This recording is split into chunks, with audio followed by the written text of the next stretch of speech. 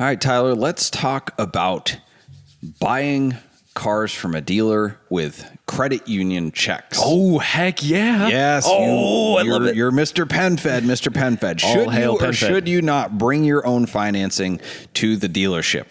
I'm going to look at this from two sides. One, the dealer side, and also the consumer side. We play a little bit of consumer advocacy on here on Switchcast, but I'm also a dealership, so I look at it from... I'm a dealership that is interested in what's best for the customer and me, but Absolutely. there are definitely two sides to this, right? So let's start out like why dealers really don't want you to use your own credit union or your own financing. First one is they can't make rate, right? So dealers can't make money off you if you bring on the financing, if you bring in your own check. So, or if you're a cash buyer.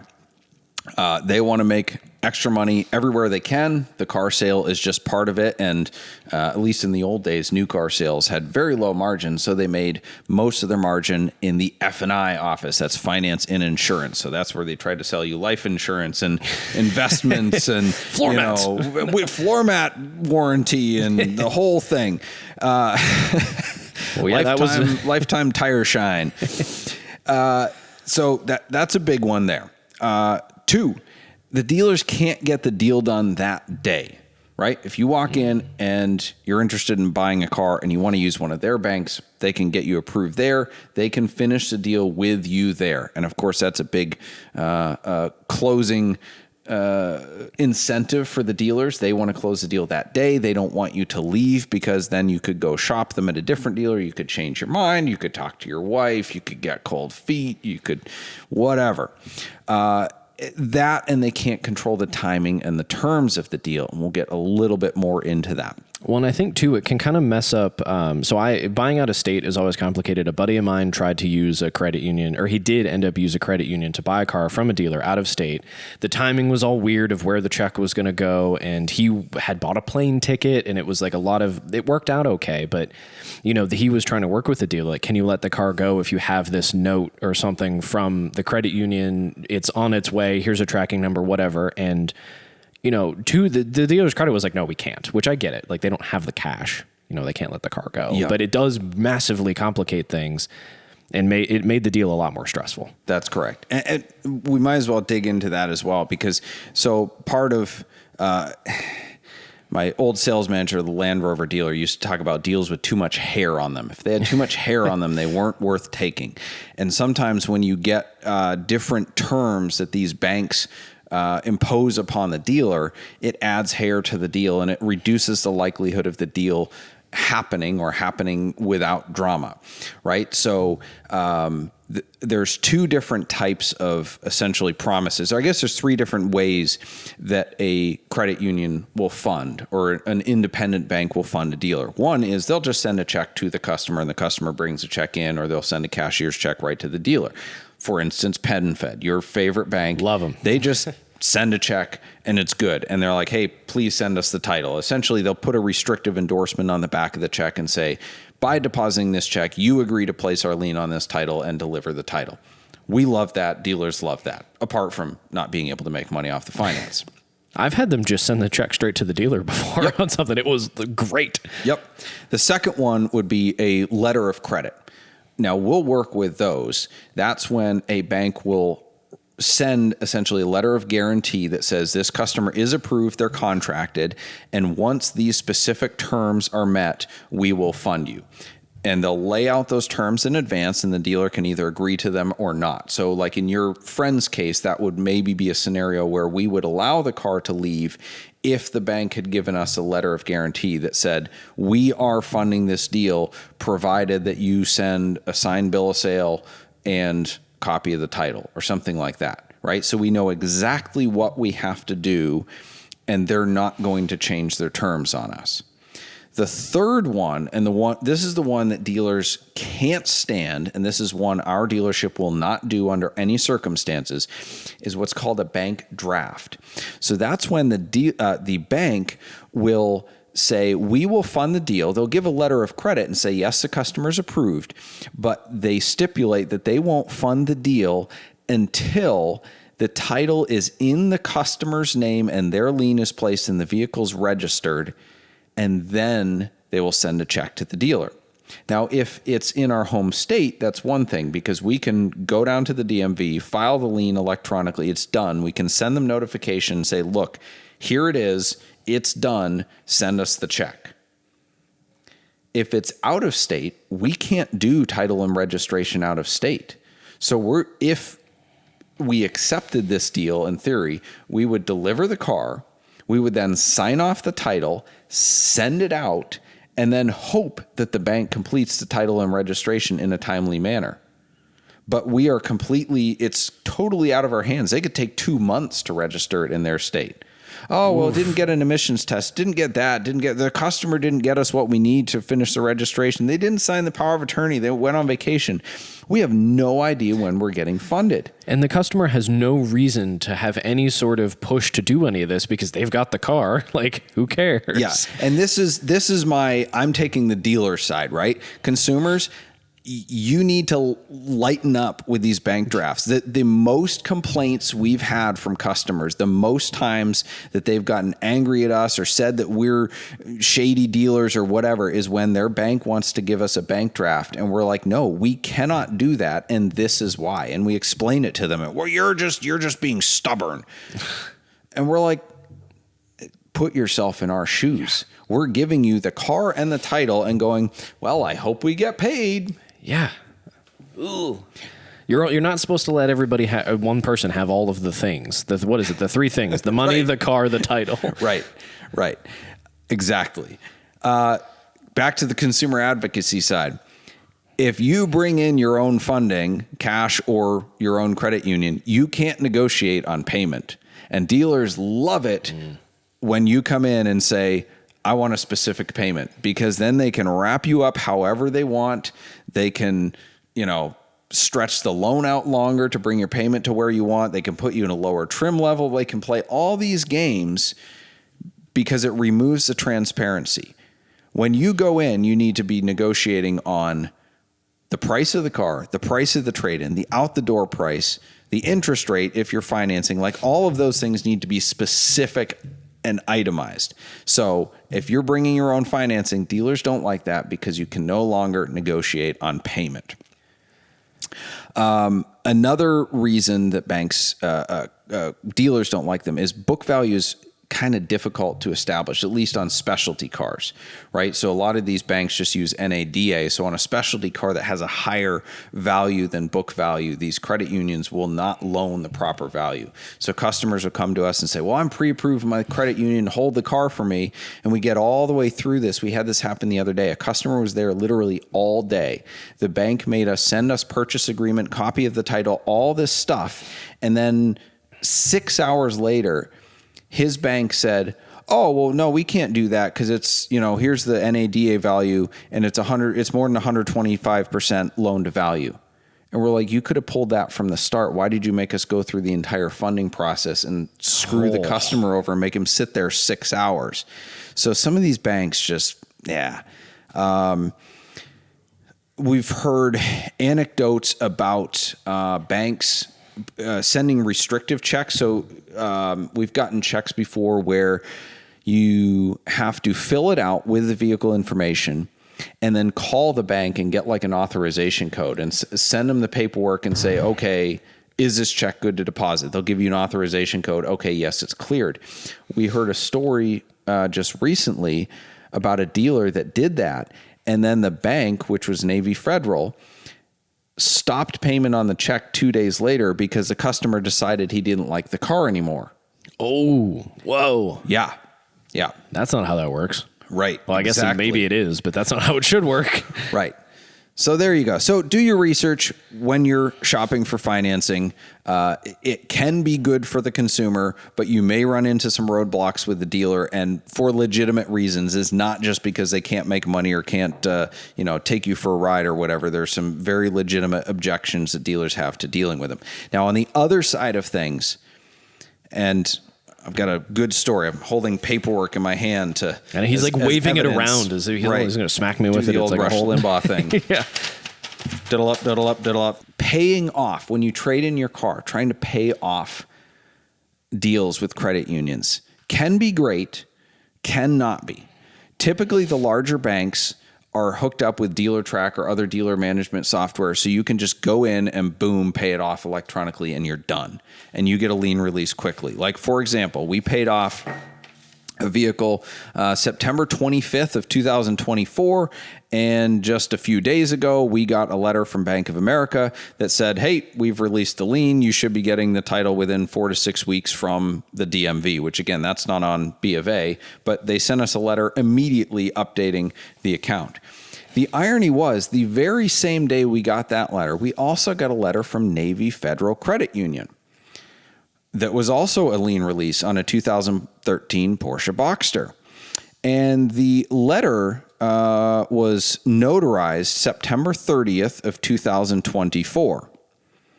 So, all right, that's not too long ago. Right. And it was confirming that the lien was satisfied May 22nd, 2024. What? How? Did it get lost? So I think we actually paid it off April 20th was the date the check cleared our account.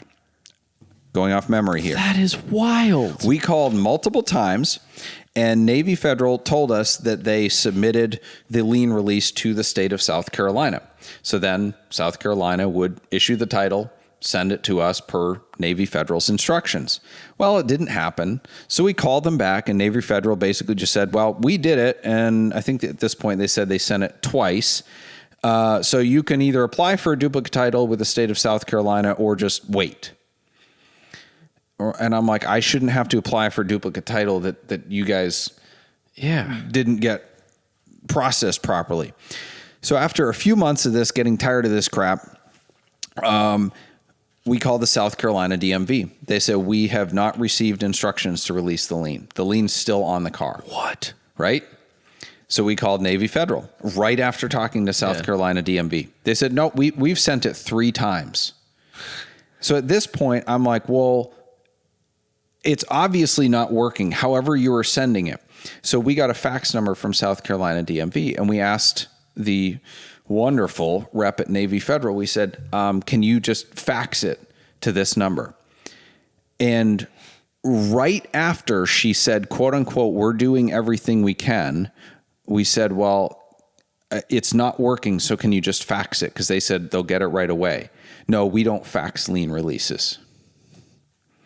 So they just completely stonewalled us. We asked to speak to a supervisor. It's their policy not to have a supervisor available for you to speak with, but they'll call you back within 24 business hours. Do you know what 24 business hours is? 3 days. 3 days. That's right. Guess when we got a call back from the supervisor? Was it day 3? Never. Oh, whoops. Never. So my lovely title clerk called them again, finally talked to somebody in collateral control, and they said, oh, yeah, apparently it didn't work, so we're going to try it a different way. Got confirmation that the lien was released while we were on the phone with them, and that's when we finally got this letter 5 months later. But anyway, that's just one of the issues of dealing with outside banks with dealers and paying these vehicles off, and why dealers are not too happy to deal with banks like Navy Federal Credit Union, because they're a freaking disaster and terrible in customer service. Now, I got to tell you, though, I had PenFed was just an absolute treat to deal with. I paid off a loan. I got a letter within a week, said, hey, we've released the lien. And I guess their deal with the state of Ohio is the state doesn't even ship you a new title or anything. I just went to the title bureau and said, hey, here's this letter. Here's the, the title I had. Or did they send? Oh, no, Pentagon Federal sent me the title. And then they just stamped it with a lien release, good to go, bingo, bango, done. Yes. So nice. So PenFed is exempt from all of this criticism, I gotta say. Yeah, they have done me solid multiple times. As dealers, we don't mind dealing with them at all. They're pretty good. We can't make rate with them, but they are easy to deal with. So anyway, good for future Tyler. To the props and flops of the week. And that is brought to you by Switchcars. As you know, Switchcars is the enthusiasts dealership where we buy, sell, and consign only cars that we like ourselves. Check out our handpicked inventory at switchcars.com and mention Switchcast for special pricing. Find more information at switchcars.com or come visit our showroom in beautiful Twinsburg, Ohio. Doug, pick of the week this week from Switch Cars inventory. 2011 Porsche Boxster Spyder 6-speed. Nice. 17,000 miles. Nice. White over black interior. Nice. That's pretty much all I need to say. The Boxster Spyder is, in my opinion, the greatest value in the Porsche world. So you really don't need to know anything else about it. Just call us and send us your money. And they look so good in white. Oh, so good. Flop of the week. Some social media influencer that I've never heard of, which isn't saying much. I have a pop culture IQ in the single digits. In fact, let's play a quick game. Ethan, you're hip to like things. Name some like random current era celebrities, like the Kim Kardashians of the current era, and we'll see if I even know any of them. Thank God he didn't ask me. Well, right now on TikTok, do you know the Costco guys? Like Costco the store? Costco the store, yeah, the Costco guys? No. Oh, you don't know them? No. Oh, okay. Do they just go and like eat hot dogs or something? I'm not too deep into the lore myself, but just the I name. don't know if it's that. Just really big on Costco there. All right. What other TikTokers are there? Well, like Daniel Mack, right? Is he the what do you do for a living guy? I love your car. What do you do for a living? Cool. All right. There you One go. for one. Okay. One for two. Let's see. Let's see if you can get this one. Charlie D'Amelio. No. Okay. Not a clue. 1 for 3. Is he a singer? She. Ooh, yeah. No. All right. And on that Is note, she though? She's a content creator, and all these content creators do it all. They sing, they dance, Okay. they run the whole thing. How about some pseudo real celebrities? like just in the zeitgeist of today? Sure, yeah. Okay. What love that about, word, do you know by the way. Sabrina Carpenter? Nope. Okay. Do you... Is she like the Carpenters, that band? Is she in that band? She's a singer. Yeah, she's a singer. I don't think she's related to the Carpenters, though. Yeah. Let's see. Do you know Sydney Sweeney? No. Okay. Do you know Timothy Chalamet? No. Ooh, I know. I got one right Got there. one. All right. Chalamet. How many more do you want to go here? One more. One more. Give me a Okay. good one. This will be a big one. How about Noah Kahan? Nope. Okay. Do I know a Kahan? No, I don't know a Kahan. I don't know any Kahan. So anyway, this guy, Josh Doherty, I think, he wrecked his McLaren What a shock. while live streaming. What? Yeah, he's got a McLaren something or other, 570 or something, with this terrible paint job, maybe a wrap, I don't know, that looks like somebody just like splotched different colors on it. Nice. Some person opined that he wrecked it the moment that he painted it. But anyway, he was live streaming. It was raining hard. He did a pull on the highway in the rain and Idiot. yeah, went into a guardrail. He proceeded to take his shirt off to film the aftermath and then bragged about going home in a Tesla. Was he like super jacked or anything? Was that like... Not really. Oh, okay. Not really. So I don't know what was relevant about the car he went home in other than bragging about how awesome he is after he wrecked. But anyway, so I wanted to see like, well, who is this guy, right? Why is Yeah. it news that he wrecked his McLaren? So I perused his social media a little bit. This guy is everything that Dave Ramsey stands against. Get rich quick, leveraged. In fact, he talked about 12% interest on this multi-million-dollar house that he was buying to flip. And I would not be surprised at all if this kid is the future subject of either Scaminator episode here or a Netflix documentary in the vein of Jeffrey Epstein. Like, when I was perusing his social media, I was worried that like Aaron was going to walk in and be like, "What are you looking at? What is this? What is on social media these days? Am I that out of touch? It's research for the podcast, I swear." It's like I was worried Dateline was going to come in, just creepy, weird. Anyway, yeah. Prop of the week. The Mercedes AMG 1 supercar, I refuse to call anything a hypercar, breaks the Nürburgring lap record, a time of 6 minutes and 29 seconds. Whoa. That's a spicy meatball. My goodness. It is. It is. They did not do this in the rain. No, there's no pulls in the rain on the ring. They know better. It'd be in the wall. So this is the fastest street legal production car on the planet. And despite numerous delays, Mercedes is delivering these cars, has been since last year, and it puts it in contrast with many other super expensive supercars from smaller manufacturers that are currently on the market, many of which also may be future episodes of Scaminator. But the AMG 1 is super cool, right? So it has over 1,000 horsepower from a tiny little 1.6 liter V6, which is, it's a Formula One derived engine, but it's turbocharged. It has 4 electric motors, but it's like all of the types of hybrid. So it has 1 electric motor for the turbo itself to get rid of turbo lag. It has 1 for the crankshaft. So it's a series hybrid. All right. And it has 2 driving the front wheels. Whoa. Yeah.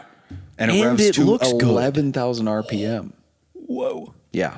And it's beautiful. Like, I got to be honest, I am aging, and I think as I age, I get upset at young kids and their weird angular designs of things. Modern supercars, I don't think look very good. Like, you even look at, like, I love Porsche and 911s. The GT3 RS looks wild, but it's not beautiful. Correct. It's like cool, I guess, from a technical perspective. It's impressive. Yeah. But like the AMG 1 is gorgeous. It looks so good. It's a little swoopy. There's not too many angles, but it's still functional. Like, they obviously have to have a very aerodynamic and technical car to have these specs and to do that time. I would like to say the Mercedes doesn't know how to make an ugly car, but they did make the R-Class. What is the R-Class? It was their station wagon minivan. Oh, that thing. It was bad. We can forget about that. That's fine. The A-Class was also not pretty. It was kind of cute. But Yeah. It's not ugly, but it was not good. Not good at all. That's just like me.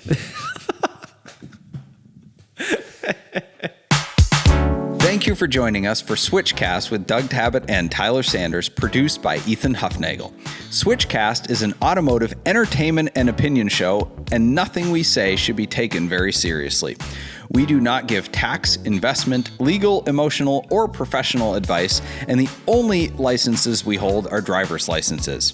The opinions expressed on this show are exclusively held by the people pontificating at that moment and do not reflect the values of our producers or sponsors. Our theme music is provided by Emily and Ivory. You can stream their full album on Spotify or SoundCloud. If you like this show, you can stream it in its entirety on your favorite audio podcast platform. Check out switchcast.live for more info.